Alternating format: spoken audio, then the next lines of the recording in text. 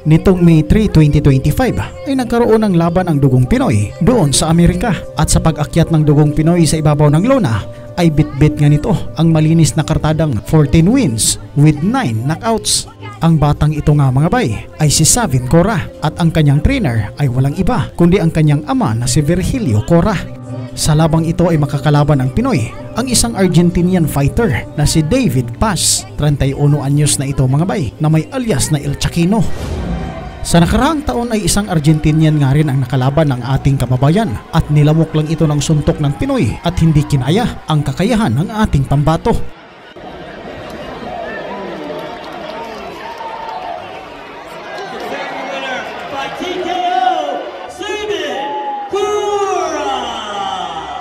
Sa panibagong hamon na kinakaharap ng ating kababayan ay layunin nga nito na lalong mapaganda ang ranking ng ating pambato at mabigyan ng pagkakataong makalaban sa isang championship belt sa susunod niyang mga laban. At bago pa man tayo magpatuloy sa bakbakan mga bay, ay huwag kalimutang pindutin ang like at subscribe button pati na rin ang notification bell para maging una ka sa ating mga upload videos. Sa unang mga segundo sa pag-uumpisa ng laban ay sa bodega agad ang pinupuntirya ni Savin Cora. Nagbabalik man ng jabs itong kalabang Argentinian, pero hindi ito makatama ng pulido dahil sa mga malalim na pag-atake ng ating pambato.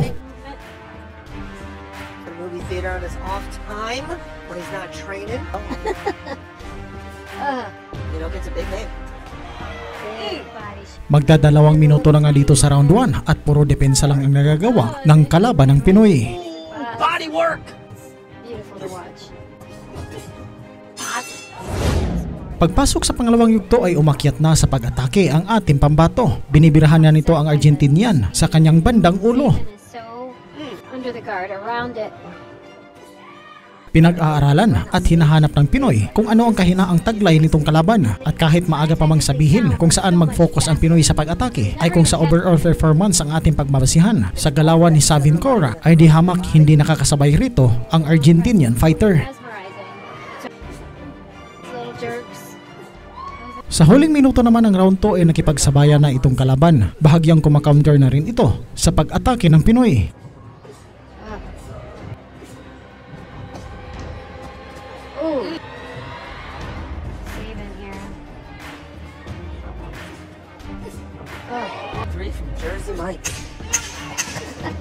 That was a nice that combination of Saban. Nagkaroon ng kumpiyansa sa sarili itong Argentinian pagpasok dito sa pangatlong yugto. Una nga itong subugod sa Pinoy at nagpakawala ng kombinasyon. Dito nga unti-unting nagkakaroon ng kulay ang bakbakan ng dalawang fighters, palitan ng mga jabs, at dito nga rin natin makikita ang agility ng Pinoy at bilis nito sa paggawa ng opensa.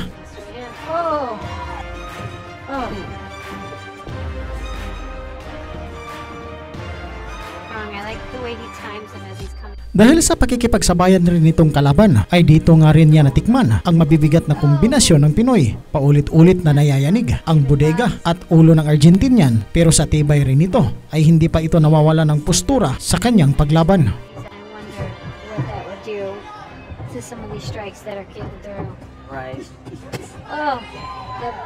That's probably that next transition, next couple, 2, 3, 4. Shy, like I'm talking centimeter. Technique is phenomenal.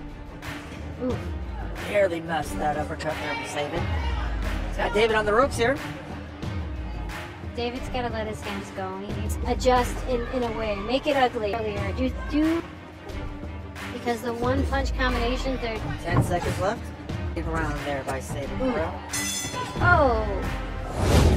Sa round 4 ay bandang ibabaw pa rin ang inaatake ng Pinoy. Pinag-aaralan ni Savin Cora kung paano wasakin ang depensa ng kalaban, nang sa ganun ay malibre nito ang panga ng Argentinian at mapakawalan ng malakas na lambayog.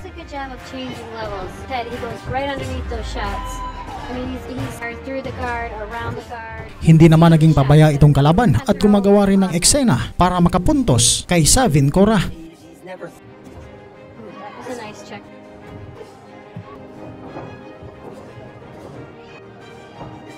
That on his shorts off the hook boxing series on Saban. Bro, do you have all your boxes there? Yes. All my fight outfits. Probably even my MMA. Ooh, nice maybe. I don't know. I'm gonna do with them. I think they. No, my but Oh, nice uppercut there by Sabin. Nasa panglimang yugto na nga tayo mga bay at hindi pa nga rin bumabagsak ang kalaban. Inikot-ikutan na ni Savin Cora itong Argentinian at pinapakawala ng mga kombinasyon. Pero dahil sa magalaw rin itong si David Paz at umaatras ito sa tuwing susugod ang Pinoy, ay hindi makakuha ng tiyempo ang ating pambato para maipatama nito ng husto ang kanyang pamatay na kamao. Uppercut from Vital is a finish for a become 15-0. Very, very important, or just obviously a win is, and the experience might be with at this moment in his career, but the more exciting you are, hands down, beautiful. The more exciting you are, the more finishes that you can get. Days come, beautiful, leading, hook, nice jab there. Saving, switch stance. Layunin talaga rito ng Pinoy mga bay na pabagsakin itong kalaban. Sinisimulan nga niya ito sa paghawi sa depensa ng Argentinian. Subalit sadyang mahigpit ang depensa ng kalaban, kaya hanggang sa punto na ito ay nakakatayo pa rin ito at lumalaban. after the bell. Nagtagal pa nga sa last and final round ang pukpukan ng dalawang mandirigma at sa lakas na kanilang ipinapakita ay parang kakaumpisa pa lang ng kanilang bakbakan. Wala tayong makikitang bahid na nanghihina na ang Pinoy at tuloy-tuloy lang ang pagpakawala nito ng kombinasyon sa kahit anong anggulo para durugin ang kalaban. Earlier tonight, Oh, beautiful uppercut from Savin Cora. I'm not gonna be on that bike tonight. Mr. Pearl will be talking on her. Oh, beautiful. Sa huling minuto naman ng round 6 ay napapabayaan na ng kalaban ang kanyang depensa at dito pa nga rin natin unang nakita na pulidong tumama ang kanang suntok ni Savin Cora sa pisngi ng kalaban. Down the hill. Yeah, big right hand. Cora, let's see. Both men putting it out here in this last minute. Oh, set from David Bud. Nice left hook again from David Bud. Ferocious.